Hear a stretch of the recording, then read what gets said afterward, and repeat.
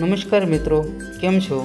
આજે આપણે બનાવીશું ભરેલા કરેલાનું શાક. ભરેલા કરેલાનું શાક આપણે એ રીતે બનાવીશું જેથી તમને કડવું પણ ના લાગે અને ખૂબ જ મીઠું લાગે. સૌથી પહેલાં આપણે કારેલાને વચ્ચેથી કટિંગ કરીને તેની અંદરથી તેના બીજ કાઢી લેવાના છે. બીજ એક પણ રહેવું ના જોઈએ અને જો બીજ અંદર રહી જશે તો કારેલાનું શાક કડવું લાગશે.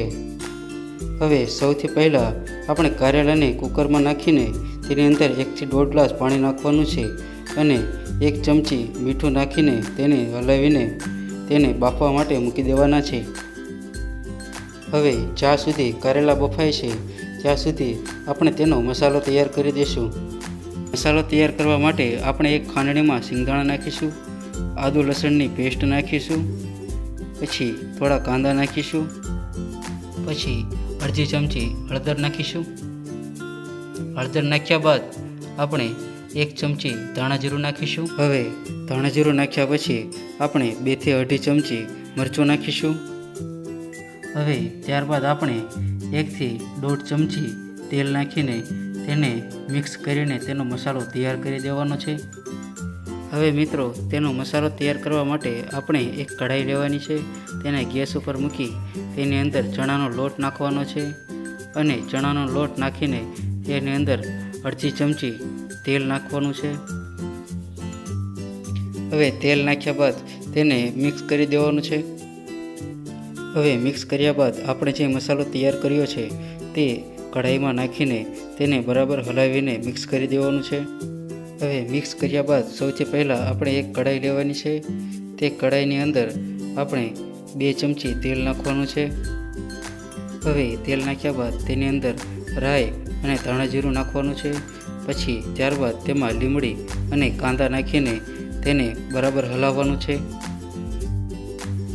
હવે આપણે જે કારેલાનો મસાલો તૈયાર કર્યો છે તે આપણે કારેલામાં ભરી દેવાનો છે. હવે આપણે બધા કારેલામાં મસાલો ભરીને તૈયાર કરી દીધા છે. હવે ત્યારબાદ એક પછી એક કારેલા કઢાઈમાં મૂકીને તેને બરાબર રીતે ફ્રાય કરવાના છે.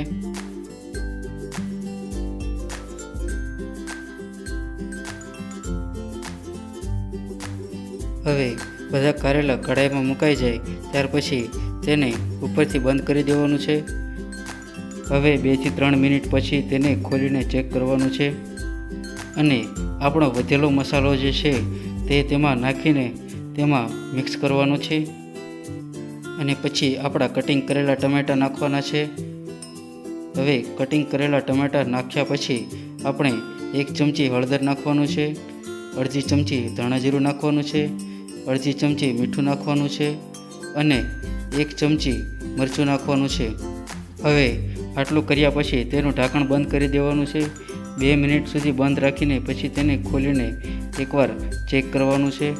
પછી બરાબર હલાવીને તેને મિક્સ કરી દેવાનું છે. હવે 1 મિનિટ હલાવ્યા બાદ તેમાં આપણે દહીં નાખવાનું છે. હવે આપણે 1 વાટકી દહીં લીધું છે. હવે 1 વાટકી દહીં આપણે નાખીને ફરીથી આપણે ઢાંકણ બંધ કરી દેવાનું છે. હવે 1 મિનિટ પછી ઢાંકણ ખોલીને એકવાર ચેક કરવાનું છે. હવે આપણું ભરેલા કારેલાનું શાક તૈયાર થઈ ગયું છે. જો તમને આ વિડીયો પસંદ આવ્યો હોય તો વિડીયોને લાઈક કરો અને ચેનલને સબસ્ક્રાઈબ કરજો. આવા જ નવા વિડીયો જોવા માટે અમારી ચેનલને સબસ્ક્રાઈબ કરો.